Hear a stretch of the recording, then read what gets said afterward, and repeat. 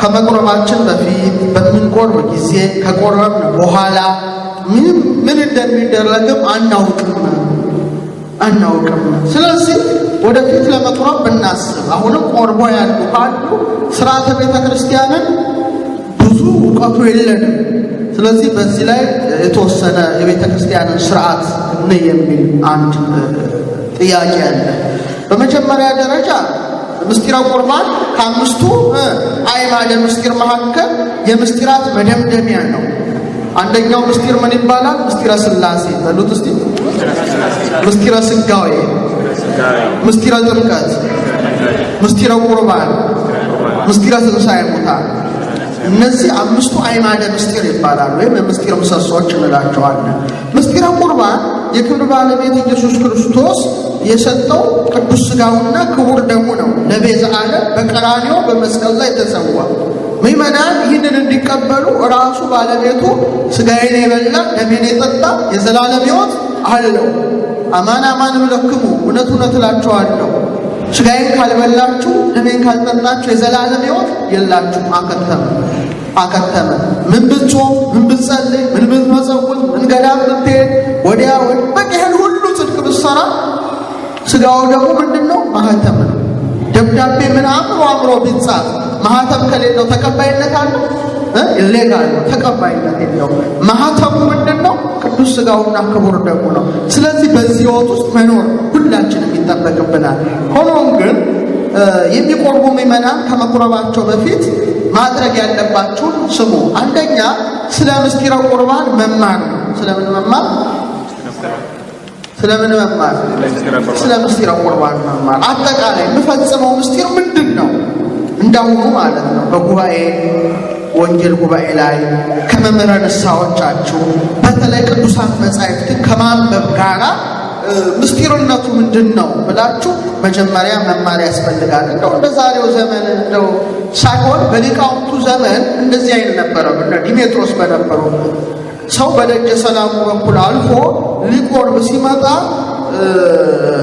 ይቀመጣል መምህሩ እዛው በሩ ጋር እና የሚቆርቡ ሰዎች ጥያቄ ተጠይቀው ነው የሚቆርቡት። ምን ልትሰሩ መጣችሁ ሲሏቸው የተማረ ሆነ እንደሆነ መልሳቸው ምንድን ነው? 5500 ዘመን ሲፈጸም ከሦስቱ አካል አንዱ አካል እግዚአብሔር ወልድ ከቅድስት ድንግል ማርያም ከሥጋዋ ሥጋ ከነፍሷ ነፍስን ነስቶ ሰው ሆነ። በመልዕልተ መስቀል ተሰቅሎ ሥጋውን ቆረሰ፣ ደሙን አፈሰሰ። ያን አምላኬን ቅዱስ ሥጋውን ተቀብዬ ክቡር ደሙን ጠጥቼ ሕይወት መድኃኒት ሊሆነኝ መጣው ሲል በልና ተቀበል ተብሎ ይቆርብ ነበረ። የሰማችሁ ነው? ያልተማረ ሆነ ደግሞ ምን ልትሰራ መጣ ሲሉት አይ ሰዎች ሲቆርቡ አይችል ቆርብ መጣው ነው። በቃ ምንም ትምህርት የለውም። መጀመሪያ እንደዚህ አይነት ካለ ይሄ ሰው አልተማረም፣ አላወቅም። ትምህርቱ ከተሰጠው በኋላ ምን ይሆናል ማለት ነው? ወደ ቅዱስ ቁርባን እንዲመጣ ይደረጋል። ተግባባ? ስለዚህ መጀመሪያ ምን ማድረግ ያስፈልጋል? መማር። እስቲ በሉት ከመጠምጠም ይላሉ መማር ይቅደም ይላሉ አባቶቻችን። ከመጠምጠም መማር ይቅደም። እውነት ነው፣ ትክክለኛ አባባል ነው። ከሁሉም ነገር በፊት ምን ይቀድማል? ትምህርት ይቀድማል። ሰው ካልተማረ አይለወጥም። ካልተለወጠ ደግሞ ምንም አይነት ነገር ማምጣት አይችልም። በሳይንስ እንኳን ምን ይባላል? ለርኒንግ ኢዝ ናቲንግ በት ለርኒንግ ኢዝ የቢሄቪየራል ቼንጅ ፐርማነንስ። ዘለቄታዊ ያልሆነ ለውጥ ያላመጣ ሰው ተማረ ሊባል አይችልም። ስለዚህ መማር እውቀት ነውና ይሄን ማወቅ መረዳት አለበት። ነፍስ የተለየው መለኮት የተዋሃደው አብ መንፈስ ቅዱስ ሊሆኑበት በመልዕልተ መስቀል የተሰቀለ የወልድ እግዚአብሔር ኢየሱስ ክርስቶስ ቅዱስ ሥጋው ክቡር ደሙ ነው። ይሄን ምስጢር ትረዳለህ። ከዛ ወደዚህ ምስጢር ይቀርባል። ሁለተኛ ማመን ይገባል። እስቲ በሉት ማመን ይገባል። አሁን ይሄ እዚህ ላይ ደግሞ ትልቅ ነገር አለ። ይሄ ቅድመ ቁርባን ነው የምነግራችሁ። ከመቁረባችን በፊት ያለውን ነገር ነው። በደንብ ከመቁረባችን በፊት ማመን። አባ ሕርያቆስ ምን አለ? እሳት በላዕለ አማጽያን ለእለ ይክህዱ ስሞ ስመ አምላክነቱን ክደው ለሚቀበሉ ሰዎች አለ የሚያቃጥል እሳት ነው ይላል። በገሃነመ እሳት ይቀጣል። ማመን ያስፈልጋል። ተጠራጣሪዎች እንዳይቀበሉ ደጃፍ የሚጠብቁ አሉ። እንደውም ዘመን አይደለም አጻው የወሉት የሚባሉ ቆጣጠራሉ። ወናፍቃን ገብቶ ከዚህ ምስጢር እንዳይሳተፉ እሳት ማህያዊ ለብቷን ለለገብሩ ፈቃዱን ለሚሰሩ የቀና ህሊና ንጹህ ልቡና ላላቸው የሚያድን እሳት ነው ይላል። ምን የሚል እሳት ነው? የሚያድን። ካህኑ በቅዳሴ ጊዜ ምስክርነት ሰጥተው ነው የሚያቆርቡት። መጀመሪያ ምን ይላሉ? እስከሰማችሁ እንግዲህ ካስታወሳችሁ ካስተዋልን አመን ወተአመን እስከ ዳህሪት እስትንፋስ ነፍሴ ከስጋዬ እስከምትለይባት የመጨረሻው እስትንፋስ ድረስ አምናለሁ እታመናለሁ። ከመስጋው ወደ ሙላ አማኑኤል አምላክነ ዘነሳን ውስተኩልነ ከሁላችን መቤት ከድንግል ማርያም አማኑኤል የነሳው ስጋውና ደሙ እንደሆነ ምን እላለሁ? አምናለሁ ታመናለሁ ብለው እኛም አምናለን። አሜን ብለን ተቀብለን ህይወት መድኃኒት ይሆነናል። ስለዚህ መጀመሪያ ምን ይቀድማል? መማር፣ ሁለተኛ ማመን። ተጠራጣሪዎች ካለን ልባችን እስኪ ነፃ መቆየት ያስፈልጋል። ይሄ መታወቅ አለበት። ሶስተኛ ንስሐ መግባት። እስቲ በሉት ንስሐ መግባት። ቅዱስ ጳውሎስ ሰው ከመቁረቡ በፊት ንስሐ መግባት እንዳለበት በአንደኛ ቆሮንቶስ መልእክቱ ምዕራፍ 11 ቁጥር 28 ላይ አሁንም አለ ሰው ራሱን መርምሮና ንጹህ አድርጎ ከዚህ ህብስት ይብላ ከዚህ ጽዋ ይጠጣ ይላል። ወይኔ አነክሮ ሰብረሶ ራሱን መርምሮ ይላል። በንስሐ ማስመርመር ያስፈልጋል። ራስን መመርመር ያስፈልጋል።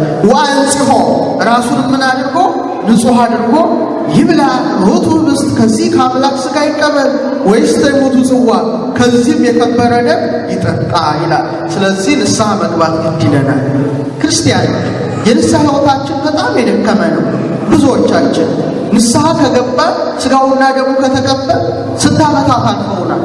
7 ዓመታችን ሆነን የተቀበልናለን እኮ 10 ምናምን ዓመታችን ሆነን ገና ህፃን ሆነን ፍልሰታ የቆረብን እስካሁን አለ። እንዴት እንደሆነ እኔ እንጃ። የሰማችሁ ነው ክርስቲያኖች? ሰው ሆኖ ማይበድል እንጨት ሆኖ ማይጤስ አለ? አትሳሳቱ አለ? የለም። መልከቱ ብዙዎቻችን እግዚአብሔር ይቅር አይለንም ብለን እንላለን። እንዴት እግዚአብሔር ንስሐ ለሚገቡት ሁሉ ሰዎች እግዚአብሔር ይቅርታን አይሰጥም? የጠፋውን ልጅ አስቡት። ወደ አባቱ ቤት በመጣ ጊዜ አባቱ ሮጦ ተቀበለው። ለጣቱ ቀለበት፣ ለምግቡ ፍሪዳ፣ ለእግሩ ጫማ፣ ለደስታው ዚራድ ጭስማ አለ። እግዚአብሔር ጠፍተው የተገኙትን ሁሉ ምን ያደርጋል? ይፈልጋል፣ ይሰበስባል። ስለዚህ ንስሐ መግባት አለብን። ንጹህ ልብስ ከመልበሳችን በፊት አስቀድመን ገላችንን ምን እንላለን? እንታጠባለን።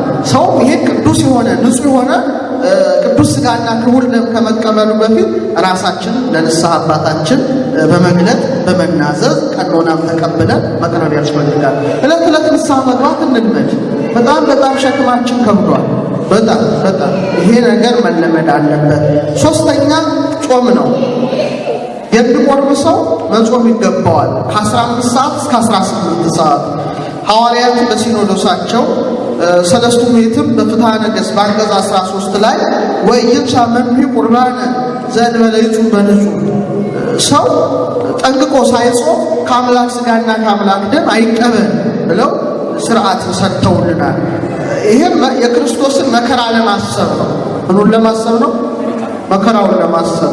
ጌታችን የተያዘው ስንት ሰዓት ነው? ሐሙስ ማታ ሰዓት 3 ሰዓት ላይ ማለት ነው። ሐሙስ ማታ በዚህ አቆጣጠር 9 ሰዓት በሉት። እኔው በኢትዮጵያ ልትበላችሁ ሐሙስ ከምሽቱ 3 ሰዓት ላይ የተደነባበረ አቆጣጠር ማለት ከእናንተናው የመጣ ነው። ሐሙስ 3 ሰዓት ተይዞ እስከሚነጋ 9 ሰዓት ይቆጠራል። ከዛ ከጠዋቱ ጀምሮ እስከ 9 ሰዓት ድረስ መከራ መስቀል በድምሩ ከሌሊቱ 9 ከቀኑ 9 18 ሰዓት መከራን ተቀብሎ ምረራ ሞትን ቀምሶ ቅድስት ነፍሱን ከሥጋው ለይቷል። ስለዚህ እኛም የበላነው የጠጣነው ከአፋችን ሲጠፋ ምሕረት ሲሰማው መከራውን በማሰብ እንቀበላለን። እምከማረይን ሕማመ ይር ክብረ ምስጢሁ ቅዱስ ጳውሎስ በመከራ ከመሰልነው በክብር እንመስለዋለን ብሎ አስተምሮናል። ይህን ማሰብ ያስፈልጋል። እንዲህ ሲባል እራትን በጊዜ ማድረግ ማለት ነው። ተግባባ እንጂ እስከ እኩለ ሌሊት ሲበሉ አድሮ ጠዋት መጥቶ መቁረብ ተገቢ አይደለም። እንዲህ ሲባል ግን ሕፃናትን አይመለከትም። ህሙማንን አይመለከትም። የደከሙ ስኳር የምናምን ህመምተኞች አሉ በጣም ህፃናት እንዲህ አይነት ነገሮችን ያው የታወቀ ነው። በተለይ ደግሞ ቢቻል ህፃናት የሚቆርቡበት ቀን ቅዳሜና እሑድ ቢሆን እየሰማችሁ ነው። ህፃናት የሚቆርቡበት ቀን ቅዳሜና እሑድ ማድረግ፣ በአዘቦት ቀን አለማድረግ። እርግጥ ከአንድ ህፃን አንድ ሰው ንስሐ አባት መያዝ የሚጀምረው ከ7 ዓመት በኋላ ነው መታወቅ አለበት። ከ7 ዓመት በላይ ያለ ሰው አውቆ ነው ያደርገው፣ ሲያውቅ ያደርገው። እያንዳንዱ በቤተ ክርስቲያን ስርዓት ዛሬው ነው ያደርገው እንደዚህ ሁለንተናችን እንትን ሳይል በፊት 7 ዓመት የሞላው ሰው ሁሉ በኢትዮጵያ ቤተ ክርስቲያን ንስሐ አባት ነበረው። ከግራኝ ወረራ 7 ዓመት የሞላው ሁሉ እስከ ላይ ማለት ነው። ያስቀደሰ ሁሉ ይቆርብ ነበረ፣ ሳይቆርብ የሚወጣ አልነበረም። አሁንም ማውረድ የለም። በጣም ህፃናት ናቸው ተሰልፈው የሚቆርቡት። እኛ ትተነዋል። ሁለንተናው በጣም ከክርስቶስ እየተለየን እየደከምን መተን እንጃ መጨረሻው። አሁን ልባል እንዲህ ሲባል አሁን እነዚህ ህፃናት ለምሳሌ በጣም በቅዳሴ ጊዜ የሚያስቸግረን ህፃናት ያለቅሳሉ። በጣም እነዚህ ህፃናት ርቧቸው ነው ያለቅሱት አይደለም። አሁን ይሄ ሁሉ የመጣው በእውነት ከህፃናቱ ችግር ሳይሆን ከወላጆች ችግር ነው። አንድ ስለ ልጅ እንመጣበታለን። አንዳንድ ንቁ ወላጅና ቸልተኛ ወላጅ አለ። ይሄ ይለያል በልጆቻቸው።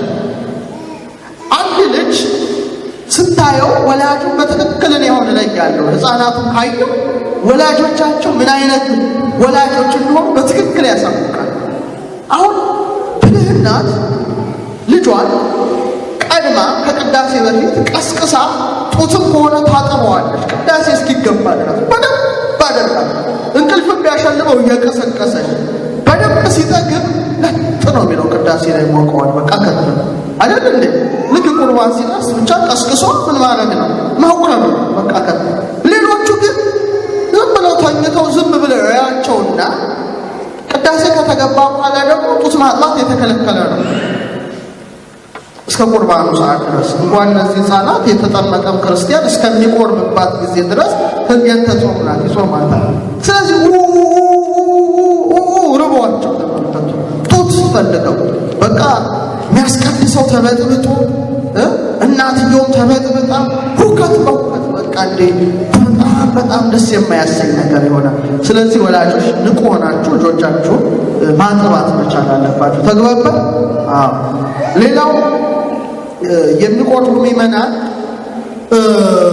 ጾታዊ ግንኙነት የባልና የሚስት ጾታዊ ክቡር ግንኙነት ማድረግ ካሰቡ መቁረብ ካሰቡ ይሄን ማድረግ ያለባቸው ከ3 ቀናት በፊት ነው መሆን ያለበት። በተለይ ይሄ ባልና ሚስቶችን ይመለከታል። ወደፊትም ልታገቡ ያሰባችሁትን በአንደኛ ሳሙኤል ምዕራፍ 21 ቁጥር 5 ላይ ዳዊት ወደ ቤተ መቅደስ መጣ፣ ርቦት ነበረ እና የተቀደሰውን እንጀራ እንዲሰጠው ህብስት እንዲሰጠው ካህኑ አብያታርን ይጠይቀዋል። የተቀደሰ እንጀራ አለ ግን አለ ብላቴኖቹ ከሴቶች ንጹሐን እንደሆኑ መብላት ይቻላል ብሎ ሲነግረው ሰውነታችንን 3 ቀን ጠብቀናል አለ። ያ ጊዜ ምን አደረገው? ህብስቱን ሰጠው ይላል። አሁን በዘመነ ሐዲስ ቅዱስ ጳውሎስ ጋብቻ ክቡር ነው፣ መኝታውም ደግሞ ምንድነው አለ? ንጹህ ነው ይላል። የባልና የሚስት ጾታዊ ግንኙነት ንጹህ ነው፣ የታወቀ ነው። ነገር ግን አቀባዩ ካህን ክርስቶስን መስሎ ተቀባዮቹ ምዕመናን ሐዋርያትን መስለን የምንቀበል ነው። ስለዚህ በጾም በጸሎት በትሩፋት በስግደት የበረታ ሰውነትን ይዘን እንጂ በግንኙነት የደነዘዘ የፈዘዘ ህሊናን ይዘን እንድንመጣ አይፈቀድም። ስለዚህ 3 ቀን እንዲጠበቁ በዘመነ ሐዲስ ሐዋርያትም ሰለስቱ ምዕትም በሥርዓተ ቤተ ክርስቲያናችን ላይ ወስነዋል። ሌላው የሚቆርቡ ምዕመናን ንጹህ ልብስ ለብሰው መምጣት ይጠበቅባቸዋል።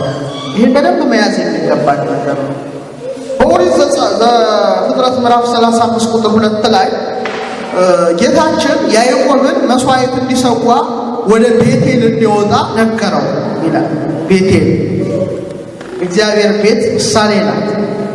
ያዕቆብ እንዲህ ይላል፣ ቤተሰቡን ሰበሰበ፣ እንደኛ ሰብስቦ እንግዶችን አማልክት ከመካከላቸው አስወግዱ፣ ንጹሐንም ሁኑ፣ ልብሳችሁንም ለውጡ፣ ተነስተን ወደ ቤቴል እንውጣ። በዚያም በመከራዬ ጊዜ ለሰማኝ በሄድኩበትም መንገድ ከኔ ጋር ለነበረው ለእግዚአብሔር መሠዊያን እናደርጋለን አለ። ለወጡ፣ ልብሳቸውን ንጹሕ ሆነው መስዋዕት ለመሰዋት ወደ ቤቴል አቀኑ። ተግባባ። በዘመነ ሐዲስም ቤተ ክርስቲያን የከበረች ናት። አንዳንዴ እኔ ይገርመኛል፣ እንደው በጣም እየደከምን ስንመጣ የምናደርገውን እየረሳን መጥተናል። ለምሳሌ ሰርግ ቤት ስትሄዱ ምን ልብስ ለብሳችሁ ነው የምትሄዱት? ወንዶች ሱፋችሁ፣ ወንዶችም ያላችሁ ጥሩ ልብስ፣ ያገር ልብስ። ይሄን የምናደርገው ለምንድን ነው? ምን ስለሆነ? ሌላ ስፖርት አለ። እንደዚህ አምረን የምንሄደው ለምንድን ነው? ለማድመቅ። መልሱ ጥሩ ነው፣ ግን ሙሉ አይደለም። ጠሪውን ምን በማድረግ ነው? በማክበር ነው፣ ለማስደሰት አይደለም። በቃ ጠሪውን በማክበር በቃ ይሄን ለብስ። ሰርግ ቤት እንኳን የምናደርገውን ጥንቃቄ እዚህ አናደርግ አይደለም። ለምን እንደሆነ እኔ እንጃ። ቤተ ክርስቲያን እኮ ሰርግ ቤት ናት አይደለም? ነጭ እኮ ሰማያዊ ሰርግ ቤት። ያው ሙሽራዋ ማን ነው? ይኸው መራዊ ሰማያዊ ኢየሱስ ክርስቶስ ነው። ድግሱ ቅዱስ ሥጋው ክቡር ደሙ ነው። እድምተኞቹ ቅዱሳን ናቸው። ታዲያ ከዚህ ህብረት ጋር ስንቀላቀል ቢያንስ እንደው ጥሩ ነገር ለብሰን አንሄድም እንዴ? የቤተ ክርስቲያን ልብስ መልበስ አይገባል? ይገባናል። እንኳን እኛ እስቲ አሕዛቡ የሚያደርገውን ተመልከቱ እስቲ። እንዴት ነው የሚያደርጉት? ለአምልኮት ስፍራቸው ሲጠነቀቁ። እኛ ግን በጣም እየሰነፍን ነው። በማቴዎስ 22 ከ1-4 ላይ ተመልከቱ። ድግስ ተደገሰ። የሰርግ ልብስ ያልለበሰ አንድ ሰው ሰርግ ቤት ተገኘ። ባለቤቱ እኮ ይፈትሻል፣ ይመጣል። ወዳጄ አለ፣ እንዴት የሰርግ ልብስ ሳትለብስ እዚህ መጣህ? አለ። ባጣቋረ ምንም አለ፣ ጸጥ አለ። ተመልከቱ። ወደዚህ ገባ፣ እርሱ ዝም አለ። በዚያ ጊዜ ላል ንጉሡ አገልጋዮቹን እጁን እግሩን አስራችሁ በውጭ ወዳለው ጨለማ አውጡት። ለምን? የሰርግ ቤት ንቋል። እንዳንነግር ደራ የኢየሱስ ክርስቶስ ቤት ነው። ይሄ ማንም ቤት አይደለም። ራሳችሁን ታውቃላችሁ። ስለዚህ ንጽህና ሲባል የውስጥ ንጽህና የውጭም ንጽህና ያስፈልጋል። እንደው ልብሳችን ራሱ እኮ ደስ ይላል። እውነት ለመነጋገር እኮ አባቶቻችን የሚያከብር ነገር ይሰሩ። ምን ለብሰው ነጭ ነው አይደል? አዛውማ ጥቁር አልለበሰም። ነጭ አይደል ልብሳችን እኮ ነጭ። እንዴት አለ! ይሄን ስታዩ ምንድን ነው የሚሰማችሁ? አዎ ጌታችን በማቴዎስ 17 ላይ ታቦር ላይ ጌትነቱን ሲገልጥ ልብሱ እንደ በረዶ ምን ሆነ ነው? ነጭ ሆነ። ወአልባሲሁ ሆነ ጻዕዳ ከመ በረድ፣ ልብሱም እንደ በረዶ ነጭ ሆነ። አቤት በበጉና በዙፋኑ ፊት ቆሞ ይላል በዮሐንስ ራዕይ ምዕራፍ 7 ከቁጥር 9-10። ይሄ ክብር ይጠብቀናል። እና አለባበሳችን ጭምር ራሳችንን ማክበር ከቻል ትልቅ ነው። እስቲ ነጠላችሁ ጫፍ ላይ ምን አለ? ማን የሰራው? ሸማኔ። ምንቱ ግን ሸማኔ ስራዎች መጽሐፍ ቅዱሳዊ እኮ ነው። ባህላችን ጭምር መጽሐፍ ቅዱሳዊ ነው። በእውነት ካከበር ነው። ኦሪት ዘኍልቍ ምዕራፍ 15 አላነበባችሁ? ከቁጥር 37 ጀምራችሁ። አንዱ በሰንበት ኃጢአት ሰራ፣ ተቀጣ።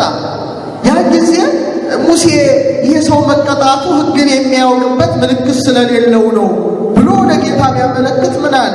ነጭ፣ ቀይ፣ ጥቁር ጥለት ልብሳችሁ ጫፍ ላይ አድርጉ። የሰማችሁ ነው።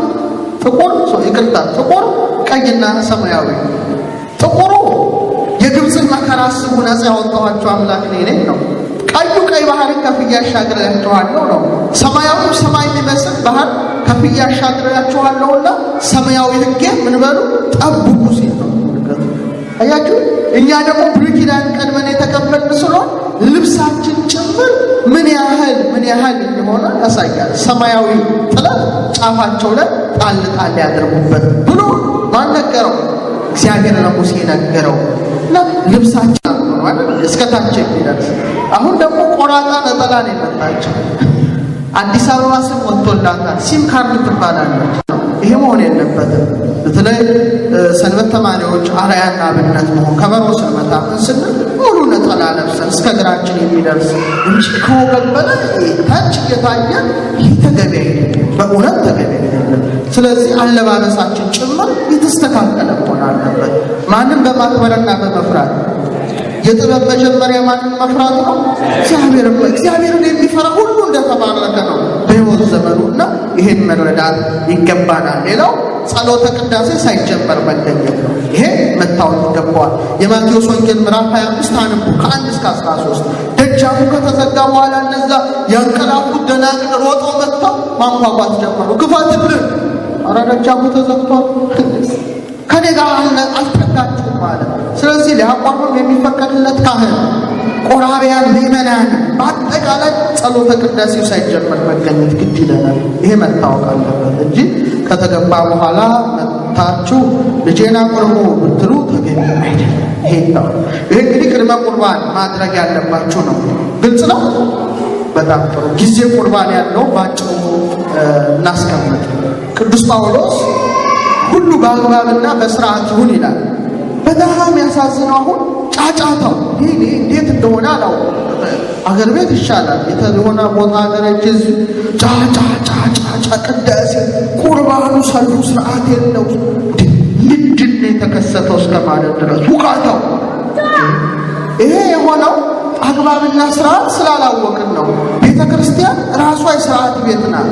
መጀመሪያ መቁረብ ያለባቸው የተጠመቁት የ40 ቀን ሕፃናት የ80 ቀን ሕፃናት ንጽሐ ጠባይ ያላለፈባቸው መላእክትን የሚመስሉ ዕለቱን ከሥላሴ የተወለዱ ሕፃናት ይቆርባሉ። ከእነሱ በመቀጠል አሁን በደንብ አድርጋችሁ ወደፊት ይሄ ሲሆን የራሳችሁ ቤተክርስቲያን ስትገዙ መደረግ ስላለበት ነው። ከአሁኑ ነው መሰረቱ ሊጣለው። አስተናባሪዎች በተለይ እዚህ ያላችሁት መረጥ የ6 ዓመት የ7 ዓመት ሕፃናት ይቆርባሉ። ከዛ በድንግልና ኑሮ የመነኮሱ መነኮሳት ወንዶች ካሉ ይቆርባሉ። ከዛ የ20 ዓመት የ22 ዓመት በድንግልና ሕይወት ራሳቸው ያሉ ወንዶች ይቆርባሉ። ቀጥለው በሕግ ኑረው የመነኮሱ መነኮሳት ወንዶች ካሉ ክህነት የሌላቸው አሉ በገዳም ይቆርባሉ። ከዛ በንስሐ ተመልሰው የመነኮሱ ያው ይቆርባሉ። ከዛ ሕጋውያን በባልና በሚስት ደረጃ ያሉ ባል ይቆርባል። ከዛ ተነሳያን በንስሐ ተመልሰው በብዙ ኃጢአት ውስጥ ኖረው እግዚአብሔርን በንስሐ ይቅርታ የጠየቁ ይቆርባሉ። በሴቶችም ተመሳሳይ ነው። ሕፃናቱን ቀድማሉ 80 ዓመት ሕፃናት፣ በመቀጠል ያው 6 ዓመት 7 ዓመት፣ ቀጥለው ደግሞ በድንግልና ኑረው የመነኮሱ መነኮሳያት እህቶቻችን እናቶቻችን ራሳቸውን ለክርስቶስ የሰጡ የከበሩ ናቸው። እነሱ ይቆርባሉ። ከዛ ደናግል ሴቶች ራሳቸውን በድንግልና ሕይወት ጠብቀው ምስጢራት የሚሳተፉ እህቶቻችን ይቆርባሉ። ከዛ የ12 የ13 የ14 የ15 እንደየእድሜያቸው ይቆርባሉ።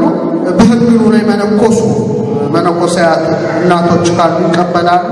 ከዛ በንስሐ ተመልሰው የመነኮሱ መነኮሳያት፣ ከዛ ሕጋውያን፣ ከዛ የንስሐ ሕዝባውያን እንደየማዕረጋቸው ይቀበላሉ።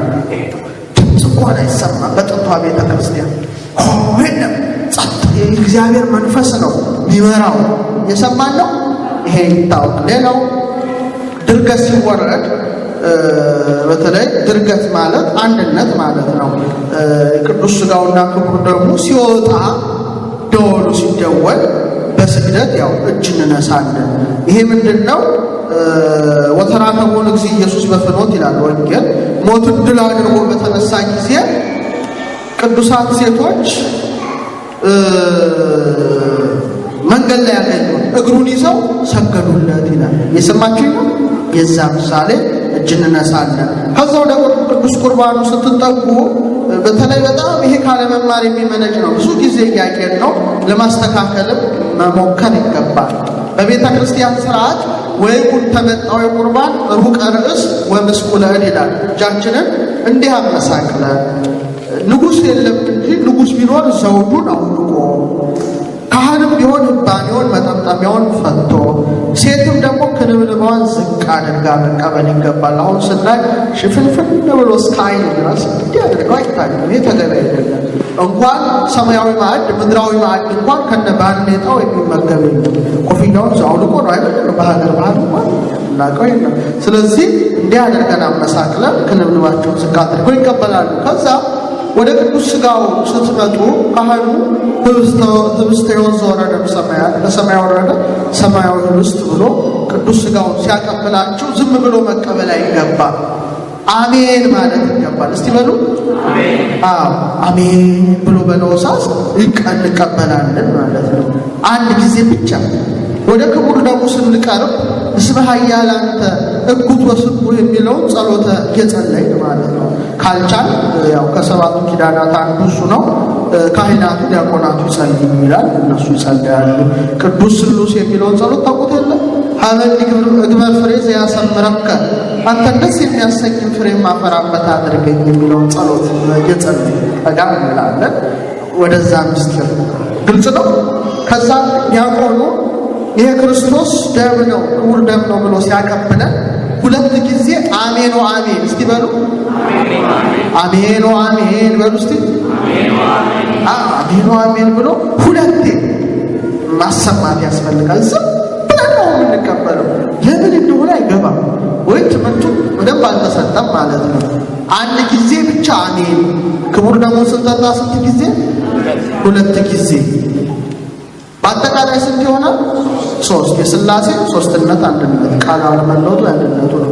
ሌላው ክቡር ደሙን ስንጠጣ ሁለት ጊዜ አሜን አሜን ማለታችን ለምንድን ነው? ጌታችን የከበረ ደሙን ሁለት ጊዜ አፍስሷል መድኃኒዓለም። አንደኛ ቅድስት ነፍሱን ከስጋው ከመለየቱ በፊት ይኸው ከሾህ አክሊል ከ666 ሲገረም ከጀርባው ከችንካሩ ይሁሉ ደሙ ፈሷል። አንድ ሁለተኛ ቅድስት ነፍሱን ከስጋው ከለየ በኋላ በወታደሩ ሲወጋው እንደ ነፊደር ሆኖ ነው። ስንት ጊዜ? ሁለት ጊዜ። ሲያን በማሰብ ሁለት ጊዜ አሜን አሜን እንላለን። ከዛ ማየ መቁረር ቅዳሴ ጠበል እንጠጣለን። ማየ መቁረር ማለት ከመይንት ብማ ከአፍ እንዳይነት ለቅልቆ ወደ ውስጥ ለማውረድ ነው። ሌላ አፍ ማደፊያ በሉ። ከዛ ውጪ ምግብ ይዞ መግባት የተከለከለ ነው ቤተ መቅደስ ውስጥ። ዘቢብም ቢሆን እንኳን ብዙዎች አፍ በማደፍ ሰበብ ምግብን ቤተ መቅደስ ውስጥ ይዘው ሲገቡ ይታያል። ይህ በጣም የተወገዘ እግዚአብሔር የማይወደው የቤተ ክርስቲያን ስርዓት ውጭ የሆነ ነው። ክርስቶዶሉ ክርስታ በሚል መጽሐፉ ላይ ምን ይላል? ማንም ሰው ይላል ዲያቆኑ ሁሉ በሰላም ወደ የቤታችሁ ግቡ ብሎ ሳያሰናብት በፊት ይላል ቁርባኑ በተርታ ህብስት ያብርደው ይላል። ምን ማለት ነው? ተርታ ነገርን አይመገብ ማለት ነው። የሰማችሁ ነው። አፍ ማደፊያ ራሱ ቅዳሴ ተበሉ በቂ ነው። አከተም ሌላ ነገር ከፈለግን ማለት ነው እንጂ እዚሁ ታቦተ ሕጉ ያለበት ቦታ አላውቅም እንዴት እንደሆነ ብታ መቅደስ ያለበት ታቦተ ሕጉ ካለ አንዳንድ ኪሱ ውስጥ ሲያላቁት አይቻልም። ምንድን ነው? ምን አይነት ንዝህላል ቤተሰብ ነው ያላቸው? አልተማሩም። ሕፃናቱንም በጎ ነገር አይማሩ። ይሄ በጣም ተገቢ አይደለም። ስለዚህ በአጠቃላይ ቤተ ክርስቲያን ውስጥ አፍ ለማደፍ በሚል ነገር ምግብ ይዞ መተው አይገባም። ከተፈለገ ውጭ በሀገር ቤት ከሆነ ዳቤ ምንም ንፍሮ ቆሎ ይዘው አሉ አይደል? ቅጽር ግቢ ውስጥ ወይም መመገቢያ ስፍራ አለ። ይህም ከሆነ ግራውንድ አለ፣ መመገቢያ ለብቻው የራሱ ቦታ አለ። ግልጽ ነው አይደል? በጣም ጥሩ። ሌላው እንግዲህ በአጠቃላይ ድህረ ቁርባን ከቁርባን በኋላ እጅግርን መታጠብ አይገባም። ወታርቆ አልባስ መላቆት አይገባም። ራሱን የቻለ ምሳሌ ያለው ለምን ይሄ እንደሆነ እንዲህ ሲባል ግን ያው በቆረብንበት ልብስ እንተኛ ማለት ደግሞ አይደለም። ያው እስከ ሰርክ ያለውን መናገር ነው። መስገድ አይገባም፣ በጣም ክልክል ነው። የሚቆርብ ሰው በዕለቱ አይሰግድም፣ አይንበረከክም። ግልጽ ነው። ስግደት የመንግስተ ሰማያት ምሳሌ ነው። ቁርባን በመንግስተ ሰማያት ድካም፣ ስግደት መንበርከክ፣ ይሄ ይታወቃል። በወሪቀ ምራቅን መጥፋት የተከለከለ ነው። መቃሪዎስ የሚባል አባት ይላል ስንክሳር ላይ 60 ዓመት የተፋ ምራቆ ይላል። 60 ዓመት አልተፋም። እኛ ግን አንችል ብቃቱ የለንም እና ከቆረብንበት ሰዓት እስከ ቆረብንበት ሰዓት እንድንጠብቅ፣ ደም ከሰውነት ማውጣት፣ የጥፍር ምናምን መቆራረጥ፣ ረጅም መንገድ መሄድ፣ ከመጠን ያለፈ ምግብ መመገብ፣ እነዚህ ነገሮች ሁሉ የተከለከሉ ናቸው። ሌላ ጥያቄ ልጠይቃችሁ እስቲ እህቶቻችን፣ የቆረበ ሰው ከሰው ጋር ሰላምታ ይሰጣጣል? ጥያቄ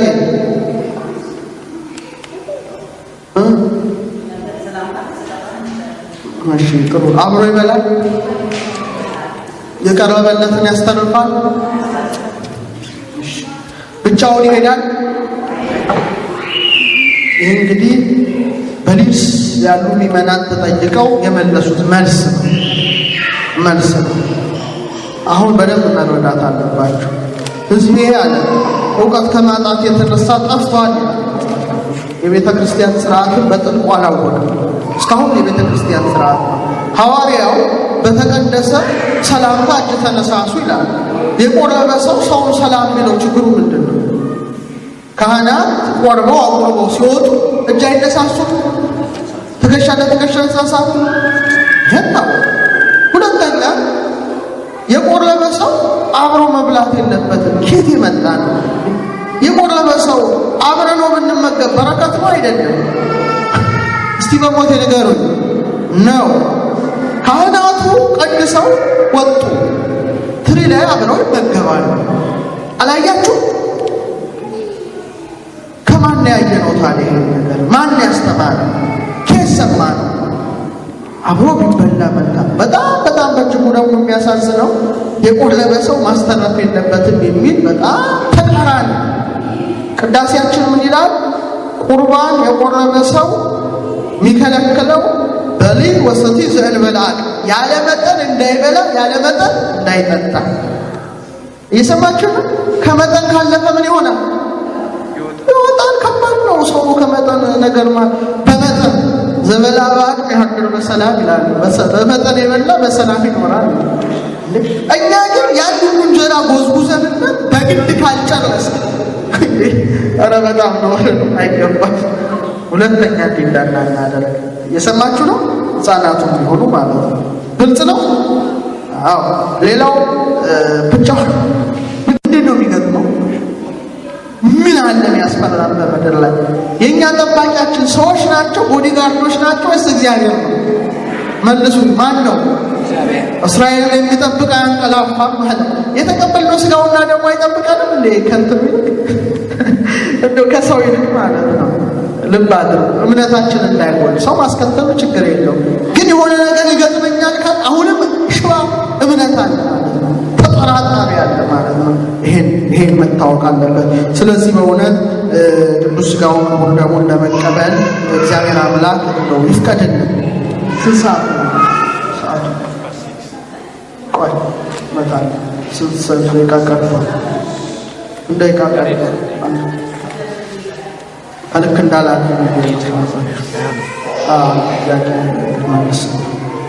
እሺ ተጨማሪ ጥያቄ። እሺ ወንድማዬ፣ ከተቆረበ በኋላ ጸበል ከተጠጣ በኋላ ሁሉም አፋቸውን እንደዚህ ይያዛል። ከተጠጣ በኋላ ባይያዝ ወንድማችን የጠየቀውን ጥያቄ ወደዚህ እንመጣ። መጠየቅ ካለባችሁ እጅ በማውጣት ትጠይቃላችሁ። ሰው የቆረበ ሰው ምንድነው ወደ ክቡር ደሙ እስኪጠጋ ድረስ አፉን እንደዚህ አድርጎ ይሄዳል። ትክክል ነው። እንዳይነጥብ እዛ በኋላ አፍ መያዙ ብዛም አስፈላጊ ሆኖ አይታይም። አፋችን አያደፍን ማለት ነው። አለቀ። ምናልባት ወደፊት ትንኞች ምናምን እንዳይገቡ የራሳችን ጥንቃቄ ማድረግ ተገቢ ነው። ከንዝላል የተነሳ ትንኞች ምናምኖች ተዋሲያን ገብተው እንትን ትንሽ ቀን ሆነ አላት እሱ። በዛ ውጭ ሌላ እንትን የለው። ተሰጥኦ መመለስ ይቻላል። ራሱ ቅዳሴ ጠበል ከጠጣ በኋላ ጸጋነ ሳይነስ አብረህ ማዜም ትችላለህ። አባታችን ሆይ በሉ ሲሉ አባታችን ሆይ ማለት ይቻላል። ራሱ አፍ ማደፊያ ነው ማለት ነው። ውጭ ከወጣን ደግሞ በኋላ ያው ስጋዊ ምግብ እንበላለን እንጠጣለን። ግልጽ